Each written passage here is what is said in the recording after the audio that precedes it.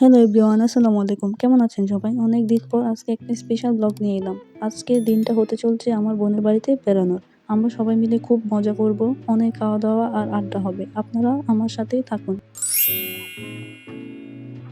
সকাল সকাল বাড়ি থেকে বের হই আমরা। এখনো কুয়াশা কাটেনি। আমার সাথে আছে ভাগ্নি আরিয়া ও বাবনা। ওরা নানার বাড়িতে বেড়াতে আসছে আর আমি ওদেরকে দিতেই যাব। সকাল সকাল সিএনজির বাতাসে আমরা হয়ে গেলাম বেকার। কি আর করা, শীত খাচ্ছি আর আরাম পাচ্ছি। বাড়িতে এসে দেখি এলাহি কারবার, আপু আতপ চাল ভিজাইছে। দেখে কেউ বিশ্বাস করেন না যে আমি সহ কাজ করে ছাদ চড়েছি, কারণ আমি একাই মা।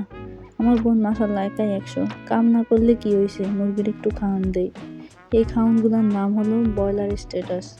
আর একটু চিনি দিয়ে পানি দিয়েও দেই, যেহেতু জিরো বাচ্চা, প্রথম দিন দেওয়া লাগে।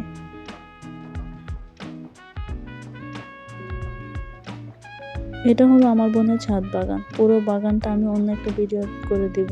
মাশাআল্লাহ, এই বাগানে কি নাই, সব কিছুই আছে, আলহামদুলিল্লাহ।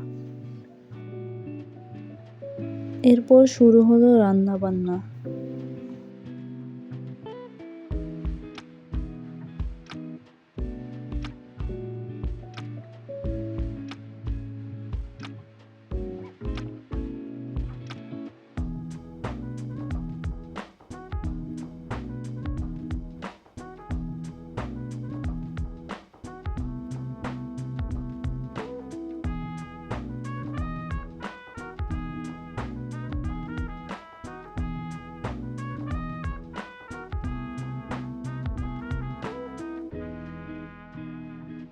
বিকেলে আপু বসছে পিঠা বানাইতে। এই পিঠা আমাদের নাঙ্গলকোটের নাম গোটা পিঠা। কার দেশে কি নাম কমেন্ট করে অবশ্যই জানাবেন।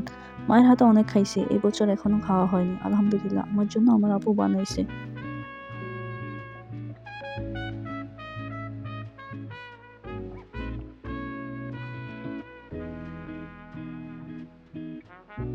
এরপর চা বানালাম, একটু কফি দিয়ে বারান্দায় বসে চা খেলাম 2 বোন। আর গল্প তো আছেই। এরপর পিঠা হয়ে গেল আর গরম গরম পিঠা খাওয়া শুরু। ছোটবেলায় আমাদের গাছের চুলা গুড় বানাতো মা। ওই গুড় দিয়ে খেতাম গরম গরম পিঠা, খুব মজাই লাগতো। সেই কথাটা আসলে মনে পড়ে গেল। এই ছিল আমার আজকের ব্লগ। কেমন লাগছে অবশ্যই জানাবেন। ভালো থাকবেন, সুস্থ থাকবেন। আল্লাহ হাফেজ।